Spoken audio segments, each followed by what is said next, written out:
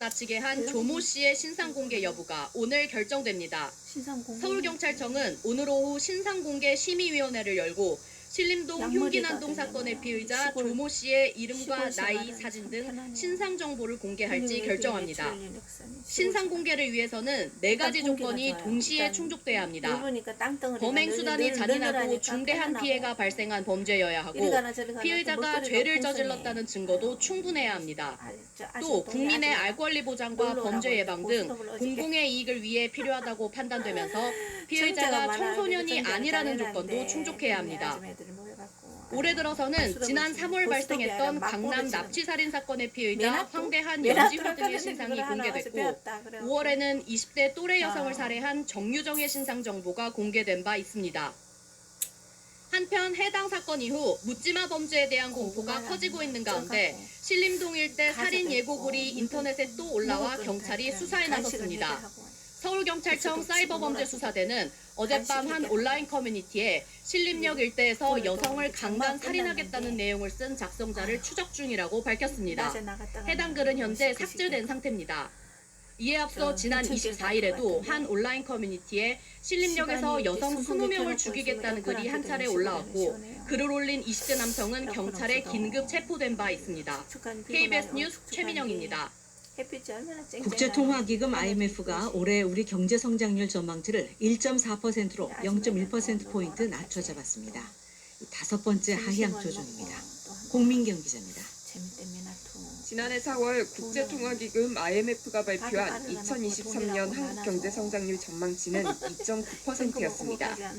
이후 IMF는 지난 4월 1.5%까지 4차례 연속 성장률 전망치를 낮춰 잡았고 이달 전망에서 또다시 0.1%포인트 내린 1.4%를 제시했습니다. IMF가 제시한 1.4%는 정부와 한국은행 전망치와 같고 경제협력개발기구 OECD가 전망한 1.5%보다는 낮은 수치입니다. 아시아개발은행은 앞서 1.3%로 예상했습니다. 선진국 그룹에 속한 나라 중 IMF가 이번에 성장률 전망을 내린 나라는 우리와 독일 등입니다. 특히 5차례 연속 전망치를 내린 것은 우리가 유일합니다. 기획재정부는 반도체 산업 회복 지원과 예상보다 저조한 중국 경제 활동 재개, 리오프닝 효과 때문에 제조업 중심인 우리 성장률도 하향 조정된 것으로 보인다고 설명했습니다. 영국은 0.7%포인트나 올렸고 미국, 일본, 스페인, 이탈리아도 각각 성장률 전망치를 상향 조정했습니다. 올해 세계 경제 성장률 전망은 지난 4월보다 0.2%포인트 올린 3%로 전망했습니다. IMF는 금융시장 불안이 완화됐고 코로나19 종식으로 관광 등 서비스 소비가 빠르게 증가해 세계 경제 회복을 이끌었다고 평가했습니다. 다만 여전히 위험 요인이 많은 상황이라며 물가는 긴축 기조를 유지해야 하고 금융시장 위험에 대한 관리 감독을 강화해야 한다고 권고했습니다. KBS 뉴스 공민경입니다. 미 연준이 우리 시간 내일 새벽 기준금리를 발표하는데 일단 인상이 유력합니다. 국제통화기금 IMF는 내년 말은 돼야 물가 상승률이 2%대로 내려갈 것이라며 고물가가 세계 경제 성장의 최대 위험 요인이라고 경고했습니다. 뉴욕 한국영 특파원입니다.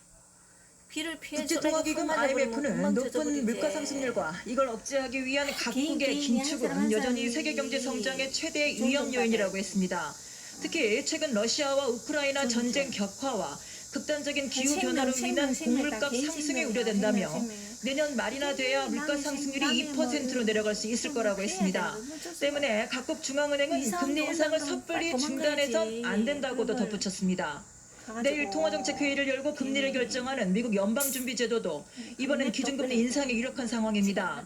식료품과 에너지를 제외한 근원물가 상승률이 아직 4%대에 머물러 있는 데다가 물가 상승률을 앞서는 임금 상승률은 언제든 물가를 자극할 수 있어 안심하기는 이르다는 판단에 섭니다.